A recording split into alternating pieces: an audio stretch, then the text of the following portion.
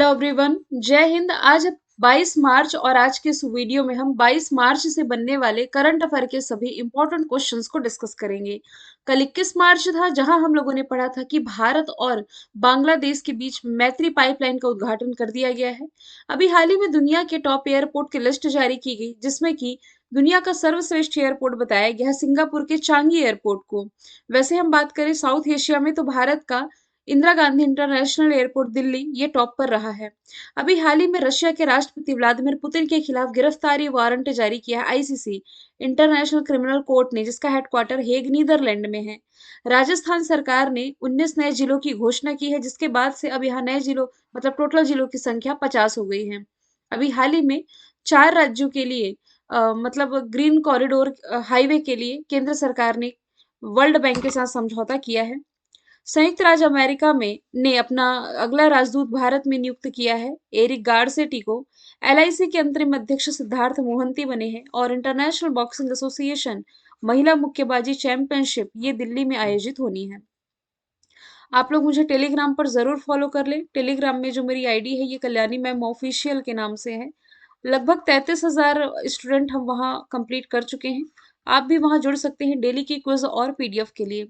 चलिए शुरू करते हैं। आज का हमारा पहला सवाल, पृथ्वी के किस पड़ोसी ग्रह पर वैज्ञानिकों को पहली बार सक्रिय ज्वालामुखी मिला है? तो देखिए शुक्र ग्रह जो वीनस है ना, यहाँ वैज्ञानिकों को पहली बार सक्रिय ज्वालामुखी एक्टिव वॉल्केनो की पुष्टि हुई है। ठीक है।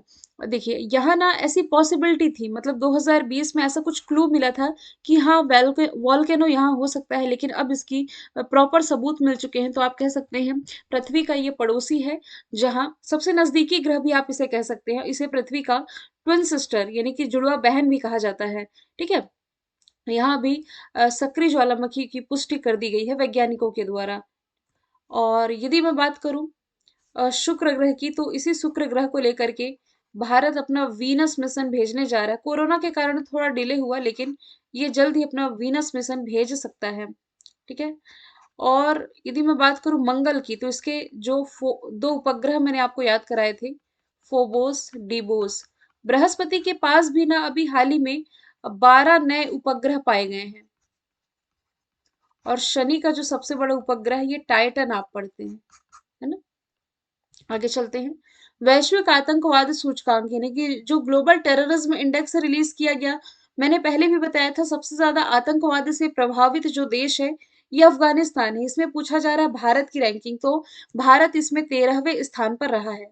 अफगानिस्तान पहले स्थान पर, फिर बुर्किना फासो है, सोमालिया है, माली और सीरिया जैसे देश है। पाकिस्तान जो अपना पड़ोसी है जिसे पहले नंबर पर होना चाहिए, नहीं, प्रभावित की बात की जा रही है, ये तो आतंकवाद को बढ़ावा देने वाला देश है, इसमें 6वें स्थान पर ये रहा है। ठीक है। जारी करता है institute for economic and peace Australia के द्वारा ये जारी किया गया है। वैसे यदि मैं बात करूं साइबर सिक्योरिटी के मामले में, तो भारत 10वें स्थान पर है। टॉप पर इसमें यूएसए हो जाएगा। इसके अलावा 8वें स्थान पर अभी देखिए मोस्ट पॉल्यूटेड सिटीज की जो लिस्ट जारी की गई थी, इसमें भारत जो है कितने स्थान पर है? 8वें स्थान पर है। दुनिया के सबसे प्रदूषित स्थलों की लिस्ट मैंने आपको बताई थी ना। वैसे यदि मैं बात करूं अरबपति महिलाओं की, अरबपति, देखिए अरबपतियों के मामले में तो भारत तीसरे स्थान पर है। सर्वाधिक अरबपति कहाँ है? अमेरिका में। तीसरे स्थान पर भारत में है। लेकिन सर्वाधिक महिला अरबपति के बारे में बात करूं तो भारत में 5वें स्थान पर सर्वाधिक महिला अरबपति है। अगला प्रश्न है, नेपाल के तीसरे उपराष्ट्रपति कौन बने हैं? रिसेंटली राम सहाय प्रसाद यादव ये बन गए हैं नेपाल के तीसरे उपराष्ट्रपति। नेपाल की राजधानी काठमांडू है, जहां SAARC south Asian association for regional corporation का हेडक्वार्टर है। नेपाली रुपया करेंसी है। कुछ समय पहले ही पुष्प कमल प्रचंड यहाँ के प्राइम मिनिस्टर बनाए गए हैं और राष्ट्रपति के रूप में रामचंद्र पुडायल की नियुक्ति की गई है। नवीन श्रीवास्तव ये राजदूत है भारत के, कहा? नेपाल में। नेपाल में ही स्थित है माउंट एवरेस्ट, जिसे नेपाल में सागर माथा के नाम से जाना जाता है। 8848.86 मीटर इसकी हाइट है। और जब भी मैं माउंट एवरेस्ट का नाम लूं तो आपको कामी रीता शेरपा का नाम याद होना चाहिए, जो कि इस पर सर्वाधिक बार 26 बार चढ़ाई करने वाले पहले व्यक्ति हैं दुनिया के। अगला प्रश्न है, जम्मू कश्मीर में मेगा मॉल परियोजना शुरू करने वाली पहली विदेशी कंपनी कौन बनी है? तो इसमें से जो एमआर है ना, यूएई की कंपनी है, ये कहाँ जम्मू कश्मीर में 500 करोड़ रुपए का निवेश करने जा रहा है। मेगा मॉल के लिए 250 करोड़ रुपए जम्मू और श्रीनगर में आईटी टावर ये स्थापित करने जा रहा है। यह मेगा मॉल जम्मू कश्मीर में पहला महत्वपूर्ण प्रत्यक्ष यानी कि फॉरेन डायरेक्ट इन्वेस्टमेंट है। देखिए, एफडीआई पॉलिसी को मंजूरी अभी हाल ही में, जो अभी हाल नहीं 2022 में, जो जम्मू कश्मीर है ना, यहाँ फॉरेन डायरेक्ट इन्वेस्टमेंट एफडीआई को मंजूरी दी गई थी कि विदेशी कंपनी यहाँ आकर के निवेश कर सकती है, क्योंकि ये पहले भारत का राज्य था, फिर यूटी बना, आर्टिकल 370 हटाया गया, है ना। तो डेवलप हो रहा है धीरे धीरे जम्मू कश्मीर भी, और भारत सरकार भी कुछ खास जोर दे रही, कुछ खास ध्यान दे रही है जम्मू कश्मीर के डेवलपमेंट में। तो यहाँ से आपको याद रखना है, एमआर कंपनी यूएई की है, जो अपना इन्वेस्टमेंट, एक बड़ा इन्वेस्टमेंट कह सकते हैं, जो कि जम्मू कश्मीर में करने जा रही है। बाटा जर्मन कंपनी है। इसके जो सीईओ है ना, ये भारतीय मूल के हैं, Sandeep Kataria. Samsung south Korea की कंपनी है, और इसने दुनिया का सबसे बड़ा जो कारखाना है, सैमसंग कारखाना, ये भारत में ही ओपन किया था। ये 4-5 साल होने जा रहे हैं, नोएडा सेक्टर 81 में। जब मैं खुद करंट अफेयर पढ़ा करती थी, ये उस समय की बात है, लेकिन याद है अभी तक ये चीजें। amazon देखिए, ये ना दुनिया की आप कह सकते हैं, अभी तक दुनिया का मोस्ट वैल्यूएबल ब्रांड कौन सा था? एप्पल था। तो एप्पल को पीछे छोड़ते हुए दुनिया का मोस्ट वैल्यूएबल ब्रांड जो बन गया है, amazon बना है। ये दुनिया की सबसे बड़ी ई कॉमर्स कंपनी भी है। आगे चलते हैं, यूक्रेन को लड़ाकू विमान उपलब्ध कराने वाला पहला नाटो देश, नाटो यानी कि नॉर्थ अटलांटिक ट्रीटी ऑर्गेनाइजेशन, ये कौन बनेगा? तो देखिए, इसमें से जो पोलैंड है, ये यूक्रेन को लड़ाकू विमान भेजने जा रहा है। मिग 29 लड़ाकू जेट विमान ये यूक्रेन को भेजेगा। नाटो, नाटो यानी कि नॉर्थ अटलांटिक ट्रीटी ऑर्गेनाइजेशन, ये 30 सदस्य देश, जैसे कि 28 यूरोपीय और फिर 2 उत्तरी अमेरिकी देश के बीच में एक अंतरराष्ट्रीय सैन्य गठबंधन है। क्या भारत इसका सदस्य है? नहीं, भारत नाटो का सदस्य नहीं है। तो नाटो चर्चे में था, इसके फॉर्मेशन ईयर या हेडक्वार्टर से सवाल पूछा जा सकता है। 1949 में इसकी स्थापना हुई। ब्रुसेल्स बेल्जियम में इसका हेडक्वार्टर हो जाएगा। यूक्रेन, यूक्रेन की कैपिटल क्या हो जाएगी? कीव हो जाएगी। यूक्रेन में भारत ने कौन सा ऑपरेशन चलाया था भारतीयों को निकालने के लिए? तो ऑपरेशन गंगा चलाया था। यूक्रेन के राष्ट्रपति व्लादिमीर जेलेंस्की, जो कि time person of the year, time magazine person of the year 2023 भी है। कांगो, इंटरनेशनल सोलर अलायंस, अंतरराष्ट्रीय सौर गठबंधन पर इसने अभी हाल ही में हस्ताक्षर किए हैं। एक सेकेंड रुकेंगे। यदि मैं बात करूं फ्रांस की, तो फ्रांस के साथ भारत ने राफेल विमान को लेकर के डील किया है। रशिया के साथ भारत ने S-400 और AK-203 असॉल्ट राइफल को लेकर के समझौता किया है। रशिया के जो राष्ट्रपति हैं, आप कह सकते हैं रशिया ना, इसे फाइनेंशियल एक्शन टास्क फोर्स से हटा दिया गया है। ग्रे लिस्ट ब्लैक लिस्ट नहीं कह रही, इसकी सदस्यता से ही अभी हाल ही में बर्खास्त कर दिया गया है। आगे चलते हैं, टाइम मैगजीन द्वारा वर्ष 2023 में जारी दुनिया के महानतम स्थानों की लिस्ट में भारत के किस स्थान को शामिल किया गया है? तो 2 स्थान है, देखिए, मयूरभंज है और लद्दाख, यानी कि उपरोक्त दोनों ही इसका राइट आंसर हो जाएगा। पिछले साल केरल और अहमदाबाद को शामिल किया गया था। तो दुनिया के महानतम लिस्ट में, महानतम स्थानों की लिस्ट में इन दोनों को शामिल किया गया है। ओडिशा, इसका मयूरभंज वाला क्षेत्र यदि दिखाई दे रहा होगा, यहाँ ये वाला क्षेत्र है ना। और लद्दाख का मैप यहाँ नहीं रख पाई हूँ। चलिए, ओडिशा से आप ये जान लीजिए, FIH hockey mains world cup 2022 इसी ने होस्ट किया था, ठीक है। और फिर इसके अलावा ओडिशा से आप ये भी रिलेट कर सकते हैं, इसका जो जागा मिशन है ना, इसे यूनाइटेड नेशन हैबिटेट अवार्ड से सम्मानित किया गया। 2 फैक्ट ये ओडिशा की से आप याद रख सकते हैं। लद्दाख का डिस्कशन आया है, तो इसके जो उपराज्यपाल हैं BD मिश्रा कुछ समय पहले ही बनाए गए हैं। 13 राज्यों में राज्यपाल की नियुक्ति की गई ना द्रौपदी मुर्मू जी के द्वारा, तो इसके तहत ये भी याद रखें। और भारत का पहला डार्क स्काई रिजर्व भी आप लद्दाख से रिलेट कर सकते हैं। आगे चलते हैं, हैप्पीनेस इंडेक्स 2023 में दुनिया का सबसे खुशहाल देश कौन सा है?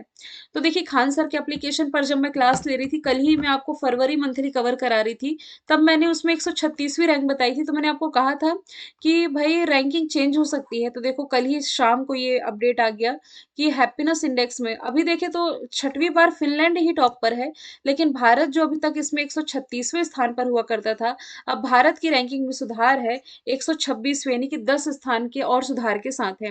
अपने पड़ोसियों में देखें तो चाइना 64 में, नेपाल 76 में, 78 में, बांग्लादेश 102, पाकिस्तान 108, म्यांमार 72, अफगानिस्तान 137 में रहे हैं। टॉप पर फिनलैंड, जिसकी कैपिटल हेलेंस की करेंसी यूरो हो जाएगी। अच्छा, फिनलैंड से यहाँ बॉर्डर शेयर करता हुआ इधर रशिया है। तो फिनलैंड और रशिया के बीच में एक मेन रहीन लाइन है जो आप लोगों को याद रख लेनी है। ठीक है,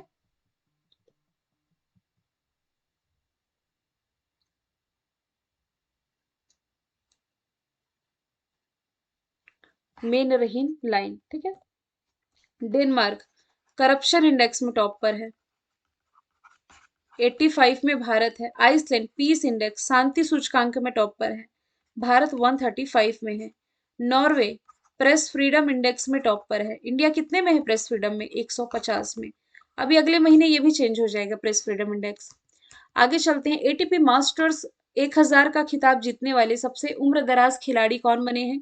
रोहित बोपन्ना। सबसे उम्रदराज क्यों कहा जा रहा है? 43 वर्षीय हैं भाई, देख सकते हैं। तो इन्होंने अपने ऑस्ट्रेलियाई जोड़ीदार, जो आप देख पा रहे हैं इमेज में, मैथ्यू इब्डेन के साथ मिलकर के इंडियन वेल्स मास्टर टेनिस का मेंस डबल का टाइटल अपने नाम किया, और इसी के साथ ये एटीपी मास्टर्स 1000 का खिताब जीतने वाले सबसे उम्रदराज खिलाड़ी बन गए हैं, है ना। राफेल नडाल ये स्पेन से हैं, टेनिस प्लेयर हो जाएंगे। नोवाक जोकोविक ये सर्बिया से हैं।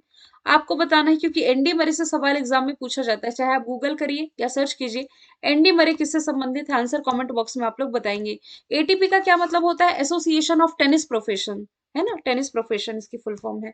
अगला प्रश्न है, Vipin the man behind the uniform किताब किसके द्वारा लिखी गई है? तो रिसेंटली रचना बिष्ट रावत है ना, इन्होंने, विपिन रावत जी, मतलब कि एक यूनिफॉर्म के पीछे एक ऐसे, मतलब कैसे व्यक्ति थे, इनके पर्सनल लाइफ से रिलेटेड कुछ चीजें शेयर की गई है इन किताब में, व्यक्तिगत अनुभव। तो the man behind the uniform इस किताब का नाम है। लिखी गई है रचना बिष्ट रावत के द्वारा। भारत के पूर्व सीडीएस विपिन रावत जी पर बेस ये किताब है। अदर ऑप्शन की यदि मैं बात करूं, अच्छा, विपिन रावत जी के बारे में तो आप इतना जानते हैं, कोयम्बटूर के पास हेलीकॉप्टर हेलीकॉप्टर क्रैश हुआ था अभी पिछले साल, तो इनकी मौत हो गई थी।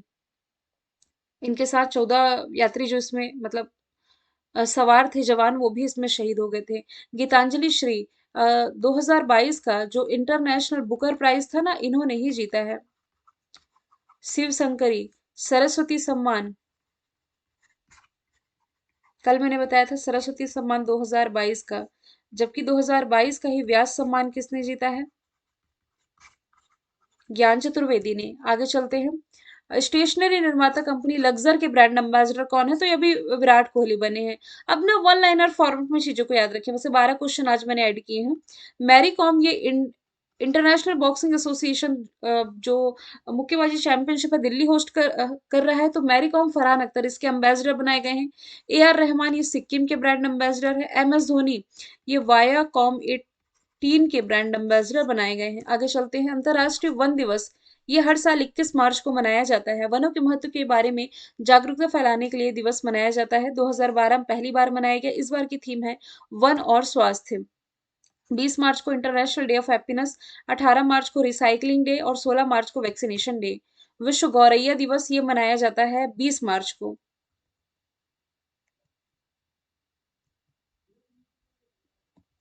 अच्छा, इसकी थीम एक और डे डे देखिए, एक और डे मुझसे मिस हो गया।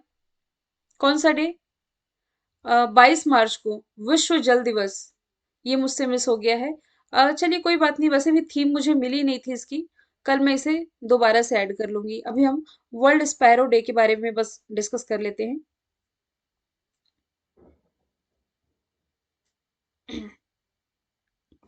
तो ये 20 मार्च को मनाया गया है। इस बार की थीम क्या है? I love sparrow. विलुप्त हो रही गौरैया की प्रजाति की संरक्षण के बारे में अवेयरनेस लाने के लिए दिवस मनाया जाता है। 22 मार्च विश्व जल दिवस, रिसाइकलिंग डे, वन दिवस। ठीक है। वाई कॉमेटीन के ब्रांड एम्बेसडर महेंद्र सिंह धोनी। आज का सवाल है आप लोगों के लिए, ये मैंने कल पूछा था ना, उसका जवाब मैं दे रही हूँ। आज का सवाल है, किस देश की सीनेट है जिसने भारत चाइना के बीच में जो मैकमोहन लाइन है ना, इसे औपचारिक रूप से अंतरराष्ट्रीय रेखा के रूप में मान्यता दे दी है? आंसर इसका आप लोग कमेंट बॉक्स में बताइएगा। फिर हम मिलेंगे नेक्स्ट वीडियो के साथ। Thank you so much.